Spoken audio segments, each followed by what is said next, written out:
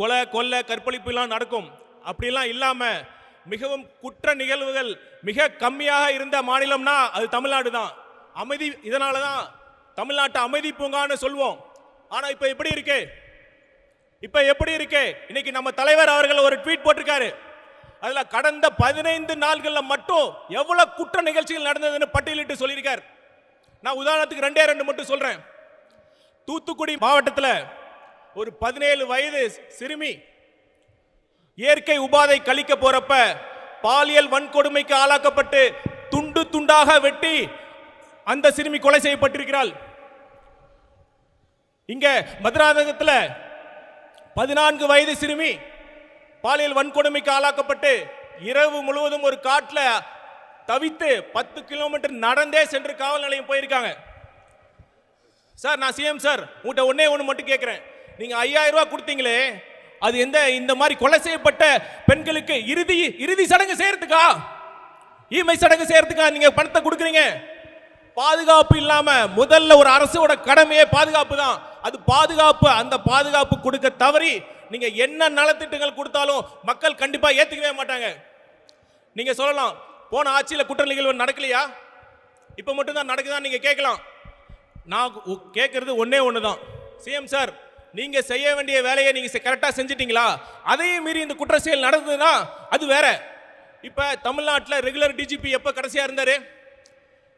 போன வருஷம் ஆகஸ்ட் 31ஆம் தேதி திரு சங்கர் ஜிவால் அவர் ரிட்டையர்மெண்ட் ஆனார். இப்ப 7 மாசம் ஆகுது. 7 மாசமா ஒரு மாநிலத்துக்கு ரெகுலர் டிஜிபி கூட போட முடியல. எங்களை பார்த்து தற்கூரின்னு சொல்றீங்களே.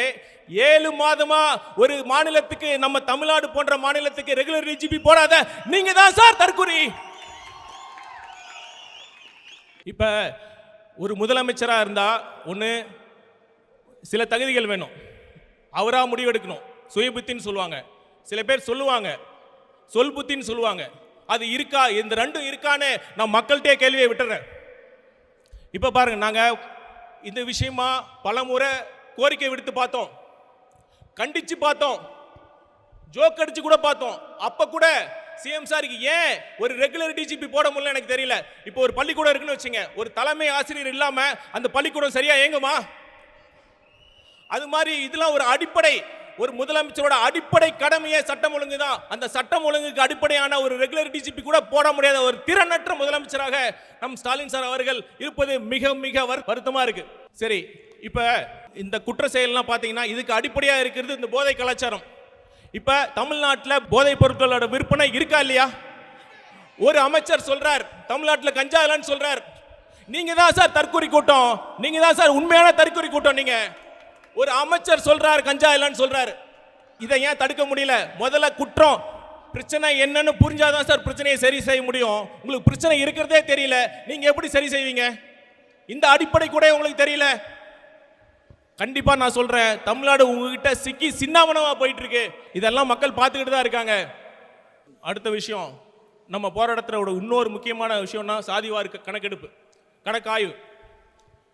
மக்களே, நான் இந்த விஷயத்தில் இந்த இடத்துல நான் பதிவு பண்ண விரும்புகிறேன். நான் இப்போ இங்கே இருக்கேன்னா அதுக்கு காரணம் ஒன்று தான், படிப்பு தான், கல்வி தான்.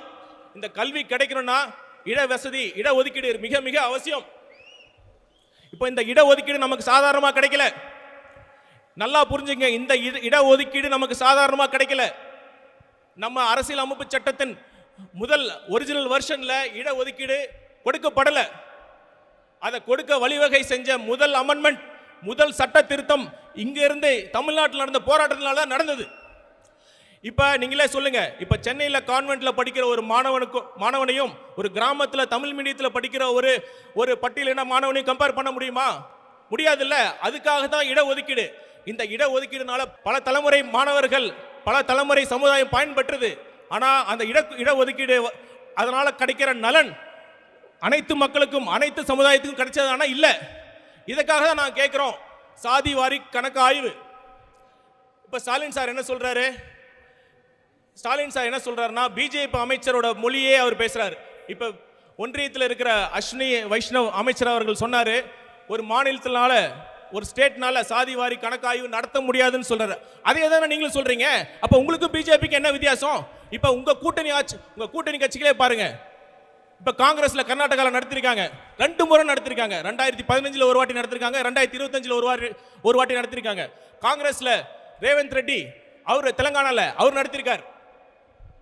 அது மட்டுமல்ல, எஸ்பி அகிலேஷ் யாதவ் அவரோட தேர்தல் வாக்குறுதியிலும் சாதிவாரி கணக்கெடுப்பு நடத்தப்படும் சொல்லியிருக்கார். இதை ஏன் நீங்க நடத்த மறுத்துறீங்க?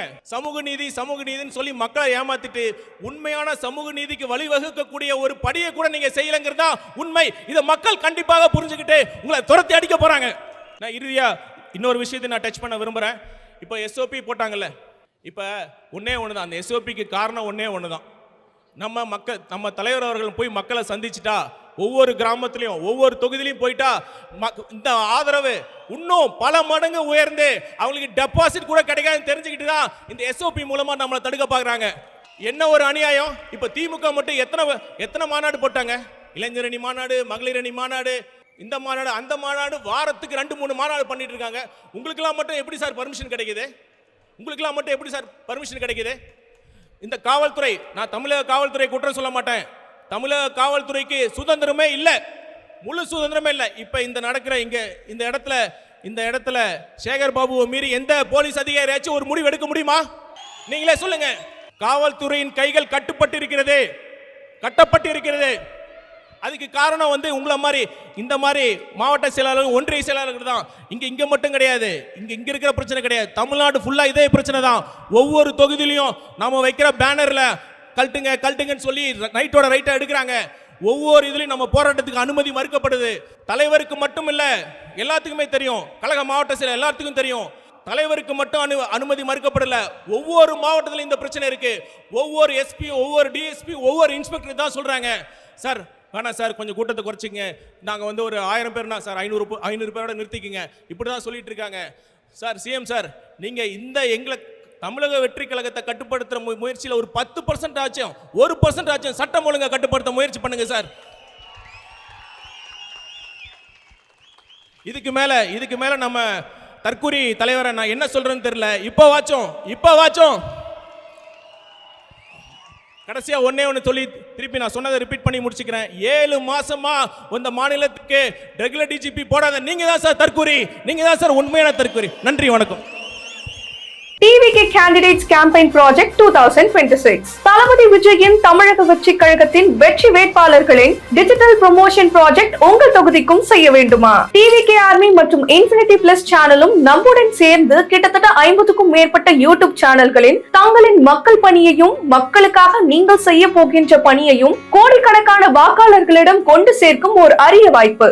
யூடியூப் மட்டுமில்லாமல் Facebook, Instagram, Twitter, WhatsApp என அனைத்து சோசியல் மீடியா பிளாட்ஃபார்ம்களிலும் இளைஞர்களை, பொதுமக்களை சென்றடைய அனைத்து விதமான பணிகளையும் சிறப்பாக செய்து கொடுக்கிறோம். ஒரு தொகுதியில் எம்எல்ஏ ஆக ஒட்டுமொத்த 234 தொகுதியிலும் வேட்பாளரின் பெயர் ஒலிக்க வேண்டும். ஒட்டுமொத்த தமிழ்நாடு மட்டுமல்லாமல் உலகெங்கிலும் வாழும் தமிழர்களின் இல்லங்களில் சென்று சேர newspaper, television, social media என நம்முடைய கேம்பெயின் நிச்சயமாக மிகப்பெரிய பலமாக அமையும். ஒரு தொகுதிக்கு பிப்ரவரி முதல் ஏப்ரல் வரை என 3 மாதங்கள் ப்ரமோஷன் செய்ய வேண்டும் என்றாலும், அல்லது interviews, bites, single videos, public reaction, public opinion, public issues என அனைத்து விதமான வீடியோக்களையும் 50க்கும் மேற்பட்ட யூடியூப் சேனலில் வெளியிட நம்முடைய ஊடகத்தை இப்போதே அணுகவும். TVK ஆர்மி மற்றும் இன்ஃபினிட்டி பிளஸ் சேனலுக்கான தொடர்பு எண் இந்த வீடியோவில் கொடுக்கப்பட்டுள்ளது. அதற்கு இன்றே அழைக்கவும். இந்த பணி முழுக்க தளபதி விஜயின் தமிழக வெற்றி கழகத்தின் 234 வெற்றி வேட்பாளர்களுக்கு மட்டுமே என்பதை தெரிவித்துக் கொள்கிறோம்.